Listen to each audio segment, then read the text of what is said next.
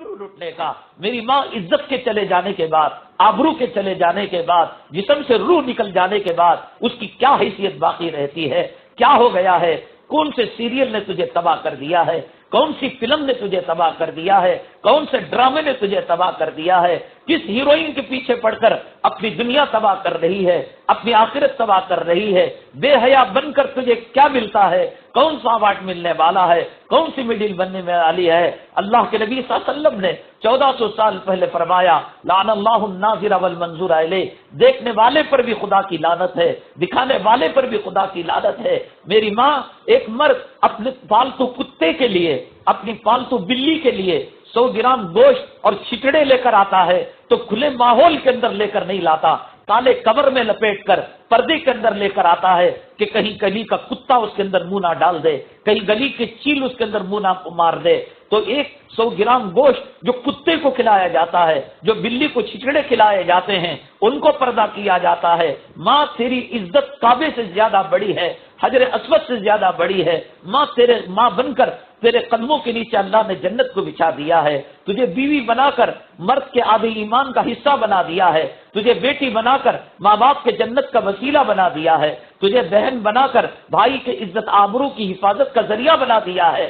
کیا تیری کوئی مقام نہیں؟ کیا تیری کوئی عزت نہیں؟ گلی کے اندر چلنے پھرنے والا کافر، مشرک، غیر اللہ کا پجاری، بتوں کا پجاری تیرے چہرے کو دیکھ کر، تیرے گالوں کو دیکھ کر، تیرے سینے کو دیکھ کر، تیرے پیشاب پاخانے کی جگہ کو دیکھ کر وہ غلط تصورات کرے. کیا اس کے لیے تو پیدا کی گئی ہے؟ کیا اس کے لیے اللہ تعالیٰ نے تجھے وجود بخشا ہے؟ ماں، تجھے گوارا ہے کہ تیرے جسم کا سودا کیا جائے، تیرے جسم کا کھلواڑا کیا جائے. فقہا نے، مشائخ میں کتابوں میں لکھا ہے، جو عورت بے پردہ گھر سے باہر نکلتی ہے اور پھر اسی حالت کے اندر وہ گھر میں آتی ہے اور نماز پڑھتی ہے، حالانکہ فتوے کے اعتبار سے کسی کتاب میں مسئلہ نہیں لکھا ہے، لیکن مشائخ نے لکھا ہے اس کو چاہیے کہ غسل جنابت کر کر وہ اپنی آگی کی نماز پڑھے. حالانکہ زنا نہیں کیا، بدکاری نہیں کی اور اس کی جنابت نہیں ٹوٹی، اس کی طہارت نہیں ٹوٹی، لیکن مشائخ کہتے ہیں کہ دیکھنے والے نے اپنی زنا کی نظروں کے تیر اس کے اوپر گاڑے،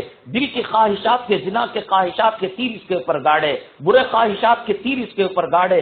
اس کا جسم زخمی، لہو لہان زنا کے تیروں سے ہو چکا ہے، نظروں کے تیروں سے ہو چکا ہے. النظر سہم من سہام ابلیس، اللہ کے نبی صلی اللہ علیہ وسلم نے فرمایا کہ بری نظر، گندی نظر، مجھے بتا تو صحیح، جب تو بن کر نکلتی ہے، سور کر نکلتی ہے، نیل پالش لگا کر نکلتی ہے، لپسٹک لگا کر نکلتی ہے، کاسمیٹک لگا کر نکلتی ہے، ایبرو شیپ کر کے نکلتی ہے، کیا مقصد ہوتا ہے تیرا؟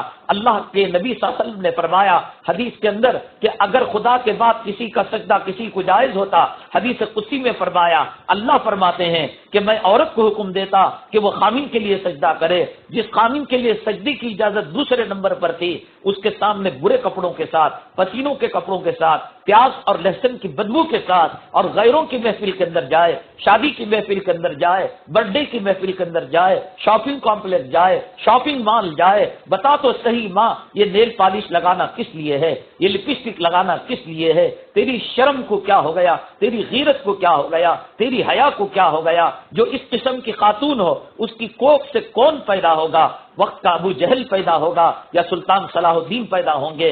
وقت کا ابو لہب پیدا ہوگا یا ٹیپو سلطان شہید پیدا ہوں گے؟ غازی مجاہد شہید پیدا ہوں گے یا وقت کے غدار اسلام کے دشمن پیدا ہوں گے، علماء کے دشمن پیدا ہوں گے؟ میری ماں، آج اگر سماج تباہ ہو رہا ہے، سوسائٹی تباہ ہو رہی ہے، نوجوان طبقہ برباد ہو رہا ہے، میری ماں، نہ خانخواہ اس کو درست کر سکتی ہے، نہ کوئی تحریک اس کو راہ راست پر لا سکتی ہے، نہ کوئی جماعت اس کو راہ راست پر لا سکتی ہے، نہ کوئی دارالعلوم اس کو راہ راست پر لا سکتا ہے، نہ کوئی ادارہ اور تنظیم اس کو راہ راست پر لا سکتی ہے. میری ماں، تیرا تقوی اور تیری راز بازی، تیری شرم، تیری حیا، تیرا تقدس، تیری پاک دامنی آج معاشرے کے اندر انقلاب کا ذریعہ بن سکتی ہے، معاشرے کو سدھارنے کا ذریعہ بن سکتی ہے. میری ماں، تیرے تقوی کا اثرات تیرے خون کے ذریعے سے، دودھ کے قطرات کے ذریعے سے اور تیری گود کے ذریعے سے، کوک کے ذریعے سے، تیری ہواؤں کے ذریعے سے تیری اولاد پر مرتب ہوں گے. وقت کے مجاہد پیدا ہوں گے، نمازی پیدا ہوں گے، اللہ والے پیدا ہوں گے، تہجد گزار پیدا ہوں گے. میری ماں، تو بگڑے گی، سماج بگڑ جائے گا، سوسائٹی بگڑ جائے گی، اولاد بگڑ جائے گی، نسلیں بگڑ جائیں گی. میری ماں، تو نے چاہا تو حضرت اکرمہ جو ابو جہل کے خون سے بنے تھے، ابو جہل کے گھرانے کا آدمی تھا اور پکا اسلام کا دشمن تھا، مسلمانوں کا دشمن تھا، میری ماں تو نے چاہی ابو جہل کے گھرانے کے فرد کو راہ راست پر تو لانے والی تھی، ابو جہل کے گھرانے کے فرد کو ہدایت سے مالا مال کرانے والی تو تھی، تو نبی کے دربار میں چلی گئی، اپنا دوپٹہ اپنا آنچل نبی کے قدموں پر ڈال دیا اور کہا اکرمہ کو معافی دے دو، نبی نے معافی دے دی اور ہدایت کا ذریعہ بن گئی۔ تو ابو فرعون کے دربار میں رہ کر تو استقامت کا پہاڑ بنی رہی، اسلام آسیہ بن کر استقامت کا پہاڑ بنی رہی۔ معراج کے موقع پر اللہ کے حبیب پاک صلی اللہ علیہ وسلم جب تشریف لے گئے، فرمانے لگے کہ مجھے جنت کی خوشبو آ رہی ہے۔ جبریل امین نے کہا یہاں بھی جنت تو بہت دور ہے، یہاں تو بی بی آسیہ کی مزار ہے، اس مزار سے جنت کی خوشبو آ رہی ہے۔ فرعون کے محل میں رہ کر، وقت کے خدائی کا دعویٰ کرنے والے کے محل میں رہ کر، دولتوں میں رہ کر، حرام کی دولت میں رہ کر، حرام کی معیشت میں رہ کر تو اللہ والی بن کر رہی، آج تجھے کیا ہو گیا ہے، کس طرف جا رہی ہے؟ میری ماں، اپنے اعمال کا حساب و کتاب دینا اللہ کے دربار میں بہت مشکل ہے۔ اللہ یہ پوچھے گا خامن کو کیوں نہیں تو نے سدھارا، اولاد کو کیوں تو نے سدھارا، اولاد کی اصلاح تو نے کیوں نہیں کی؟ تو اپنے نمازوں کا جواب تو دینا مشکل ہے، اپنے اعمال کا حساب و کتاب دینا مشکل ہے، تو پھر کس طریقے سے میری ماں تو یہ جواب دے گی اولاد کے بارے میں؟ اس لیے کہ قرآن نے کہا قوا انفسکم واہلیکم نارا، اپنے بارے میں بھی جواب دینا پڑے گا، اولاد کے بارے میں بھی جواب دینا پڑے گا۔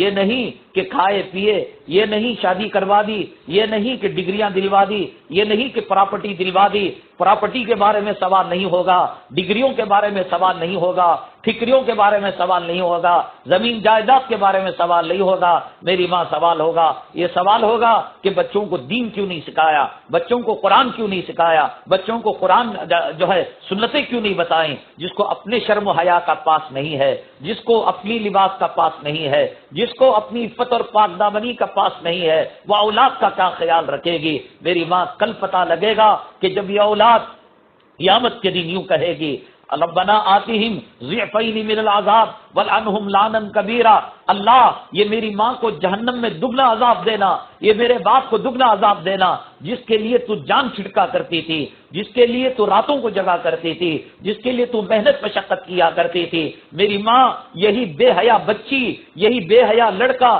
یہی داڑھی مڈا لڑکا، یہی بے نمازی لڑکا قیامت کے دن اللہ کے دربار میں ہاتھ اٹھا کر تیرے دودھ کے ساتھ غداری کرے گا، تیرے خون کے قطروں کے ساتھ غداری کرے گا، تیری کوکھ کے اندر جو 9 ماہ رہا اس کے ساتھ غداری کرے گا، اور ساتھ یوں کہے گا آتیہم ضعفین من العذاب، اللہ میں گمراہ ہوں، میں بے نمازی ہوں، مجھے قرآن پڑھنا نہیں آتا، مجھے سنتوں پر عمل نہیں آتا، اور مجھے حق و باطل کی تمیز نہیں، اس میں میرا قصور نہیں، میری ماں کی تربیت کا قصور ہے، میرے باپ کی تربیت کا قصور ہے۔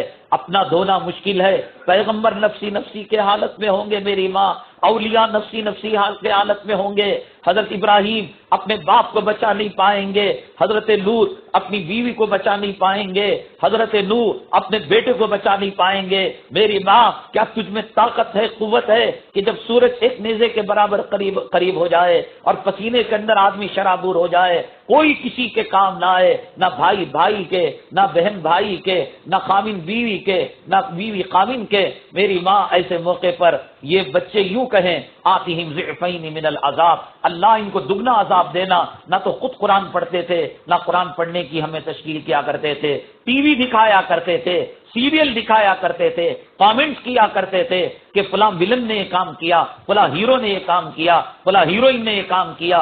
عید برات آتی تھی تو ان ہیرو ہیروئنوں کو دیکھ دیکھ کر کپڑے بنایا کرتے تھے، ہمارے برقعے ٹائٹ کیا کرتے تھے، ہمارے کپڑوں کو چست کیا کرتے تھے، ہمارے دوپٹے کو سر سے ہٹایا کرتے تھے، ہمارے حسن اور میک اپ کو دوسروں کو دکھایا کرتے تھے، عید برات کے موقع پر دوسروں کو ہاتھ ملایا کرتے تھے، گلے ملایا کرتے تھے۔